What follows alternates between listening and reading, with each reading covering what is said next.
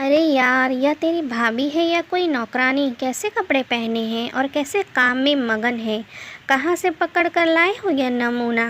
सानिया की कॉलेज की दोस्त ने उसकी भाभी को काम करते देख ठिठौली करते हुए कहा। हाँ यार, उस दिन तेरी एंगेजमेंट पार्टी में भी कैसे तैयार हुई थी, जैसे घर से बर्तन मांजते हुए उठकर आ गई हो। उनमें से एक सहेली ने कहा। क्या यार, चुप करो, झगड़ा लगाओगी क्या? सुन लेंगी। अब क्या करें भैया को यहाँ लोअर मिडिल क्लास लड़की पसंद आई तो हम क्या करते।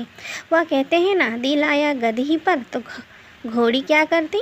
ऐसा कहते हुए सानिया उनके ताल से ताल मिलाकर हंसने लगी। उधर सानिया की भाभी नीलम सुन तो सब रही थी, शायद उसे बुरा भी लग रहा था, मगर चुप रह गई। उनके पास आई। दीदी, आप लोगों को कुछ चाहिए? कुछ बनवा दूँ आप सबके लिए? उसने पूछा। सब अचानक से छेंप गई। जी जी भाभी, बस कॉफ़ी कहकर ही सानिया रह गई। आप लोग बैठो, मैं इंतज़ाम करवाती हूँ कहते हुए वह रसोई में चली गई। कुछ ही देर में कांता के साथ कॉफ़ी और कपकेक लेकर आई। ओह वाह, कितनी टेस्टी है, कहाँ से मंगवाए? एक सहेली ने पूछा। अभी ताज़ा बनाए हैं। कॉफ़ी के साथ इनका कॉम्बिनेशन बहुत अच्छा लगता है ना। You know, home science was one of my subject during graduation and I have also worked with bakers as their taste analyst during those days. They are the best in town, you must have heard about them.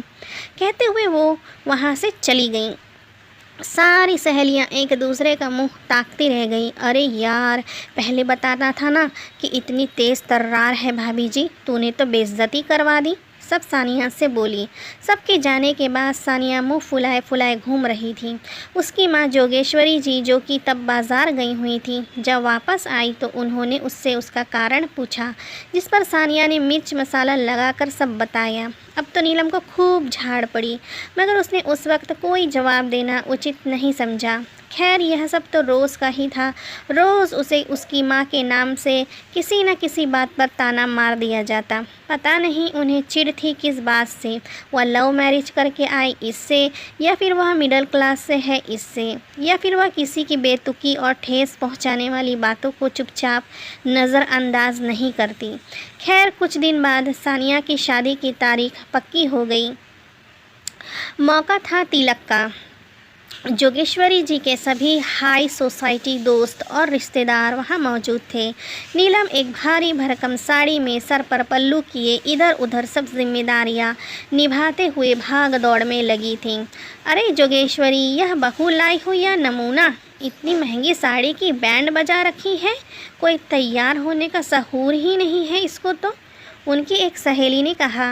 अब क्या करें, lower middle class परिवार से है ना, वहाँ तो शादियाँ घर से हो जाया करती है, तो इसे कहाँ होटलों के तौर तरीके समझ आएंगे, उन्होंने कहा। पीछे खड़ी नीलम की माँ सब सुन रही थी। बहुत बुरा लगा उन्हें यह सब सुनकर। मौका पाकर नीलम से बोली, बेटा, इतने सुना रहे हैं यह लोग तुझे और तू चुपचाप सह रही है। मैंने तुझे बड़ों की इज्जत करना, ससुराल को अपना घर समझना और हर जिम्मेदारी दिल से निभाना सिखाया है, जो तू बखूबी निभा रही है। मगर इसके साथ साथ जो दूसरी शिक्षा दी थी वह भूल गई क्या तू? नहीं माँ, मैं कुछ नहीं भूली, पर आप ही तो कहती हैं ना कि मेरी बेटी तो मेरी परछाई है, मेरे जीवन का सार है। आप ही ने तो सिखाया है ना कि चाहे जो हो, परिवार की इज्जत कभी बाजार में ना उछालो। माँ, तुम चिंता ना करो, मेरे आत्मसम्मान से प्यारा मुझे आज भी कुछ नहीं। कहते हुए उसने अपनी माँ को गले से लगा लिया। उधर जोगेश्वरी जी की नंद अगले दिन मेहंदी के कार्यक्रम के बाद नीलम को देख बोली, मानना पड़ेगा भाभी, क्या बहू लाई हो। वह कहावत है ना, बेटियाँ तो माँ की परछाई होती है, यह बिल्कुल सच करती हुई सी लगती है। जैसे सीधी सादी वह थी, वैसे ही गऊ उनकी बेटी है। जैसा रहन सहन उनका, वैसा ही उनकी लाडो का। मगर अचरज है कि तू अभी तक इसे अपने घर के तौर तरीके नहीं सिखा पाई। अरे माना लोअर मिडिल क्लास है, पर अब तो बिजनेस क्लास परिवार में आ गई है। उचित ट्रेनिंग करवाओ भाई इसकी, कहकर ज़ोर ज़ोर से हंसने लगी। लीजिए बुआ जी, पहले तो आप यह गर्मा गर्म कॉफ़ी लीजिए, फिर आराम से बात करते हैं। लीजिए ताई जी, आप भी। अरे नहीं नहीं, आप भी तो मेरी तरह लोअर मिडिल क्लास है ना, चाय ही पीती होंगी। खैर छोड़िए, आज हम दोनों मिलकर यह फ़िल्टर कॉफ़ी का मज़ा लेते हैं। वैसे मम्मी जी, आपने बताया नहीं सबको कि मैंने ख़ास आज की फ़ंक्शन के लिए वह ड्रेस बनवाई थी जो आपने दीदी के सामान में रखवा दी। और कल आप ही ने तो कहा था कि फ़ंक्शन में पूरा परिवार जुटेगा, बड़े बुज़ुर्ग होंगे, तो साड़ी ही पहननी है और सर पर से पल्लू हटना नहीं चाहिए। कोई बात नहीं, शादी का माहौल है, भूल गई होंगी आप। चलिए मैं ही बता देती हूँ। अरे बुआ जी, यह जो बार बार लोअर मिडिल क्लास का ताना दिया जा रहा है, तो आपको ये बता दूँ कि मैं एक अच्छे खासे सरकारी अफसर की बेटी हूँ, वेल एजुकेटेड हूँ, शादी से पहले अपने पाँव पर खड़ी थी और अभी भी सिर्फ इसीलिए नौकरी नहीं ज्वाइन कर रही हूँ कि नई नई शादी है, घर परिवार में घुल मिल कर रहना चाहती हूँ। वरना आज भी मुझे बड़ी बड़ी कंपनियों से ऑफ़र आते हैं और अच्छी खासी तनख्वाह भी ऑफ़र करते हैं। मेरी माँ ने हमें उच्च शिक्षा देने के लिए हर समझौता किया, मगर कभी अपना आत्मसम्मान दांव पर नहीं लगाया। मेरे पिताजी शाम को ट्यूशन पढ़ाकर घर का खर्च उठाते थे, मगर कभी अपने ऑफिस में अपने ओहदे का दुरुपयोग कर कोई गलत कदम नहीं उठाया। अगर अपने घर का काम करना, अपने हाथों से खाना बनाना, पार्लर वार्लर ना जाना, किट्टी पार्टी में हिस्सा ना लेना, घर के सभी सदस्यों का ख्याल रखना, यह लोअर मिडिल क्लास मेंटालिटी है, तो then I am proud to belong to this mindset. मेरे पास ना नौकरियों की कमी है, ना सैलरी की, ना ही मेरी माँ के पास थी। She is much more educated than you. Sorry, आपको तो इंग्लिश नहीं आती होगी, वह आपसे काफ़ी ज़्यादा पढ़ी लिखी हैं, बट फैमिली को उन्होंने टॉप प्रायोरिटी दी और हमें भी वही सिखाया। प्रोफेसर थी वह जब मैं पैदा हुई और 2 मिनट लगाए उन्होंने रिज़ाइन करने में। जहाँ तक रही बात माँ की परछाई होने की, तो बिल्कुल सही कहा आपने।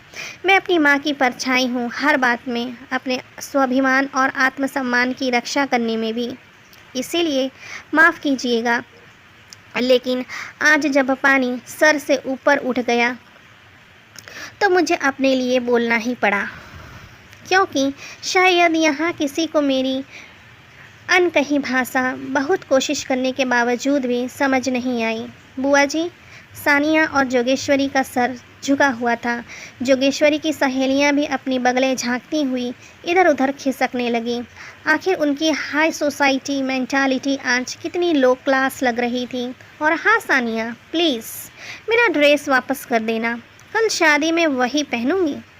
आखिर हाई क्लास बहुएं ऐसे पल्लू लपेटते नहीं घूमती, फिर तुम्हारी फ्रेंड्स क्या कहेंगी।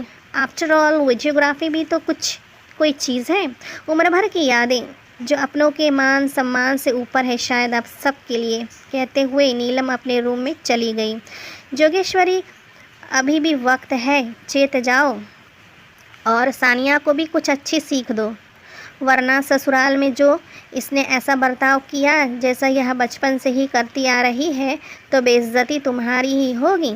आखिर बेटियां माँ की ही तो परछाई होती हैं। जोगेश्वरी की जेठानी ने भी आज बरसों बाद धीरे से हिम्मत करके कह दिया। तो दोस्तों, बेटियां माँ की परछाई होती है, ये सही है, मगर इस बात का फ़ायदा उठाकर एक बहू के हर कदम पर उसकी माँ को दोष देना या फिर उनका मजाक उड़ाना, ये कहाँ तक सही है।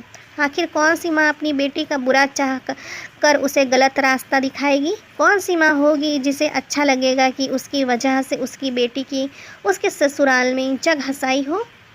आखिर बेटी का और उसकी माँ का भी तो दिल होता है, क्या बहू बनने के बाद उसकी कोई कीमत नहीं। आपका क्या कहना है दोस्तों, लाइक कमेंट करके ज़रूर बताइएगा। चैनल पर नए हो तो सब्सक्राइब ज़रूर से करिएगा। मिलते हैं अगली कहानी में, तब तक के लिए धन्यवाद।